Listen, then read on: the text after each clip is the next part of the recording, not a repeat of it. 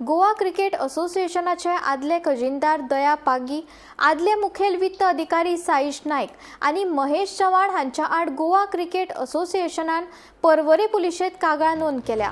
मेळिल्ले म्हायती प्रमाण पागी आणि नाईक हांणी पद सोडल्या उपरांत लेगीत बेकायदेशीर रितीन अधिकृत आर्थीक कागदपत्रां स्वताकडेन दवरिल्ली असो आरोप असोसिएशनान केला।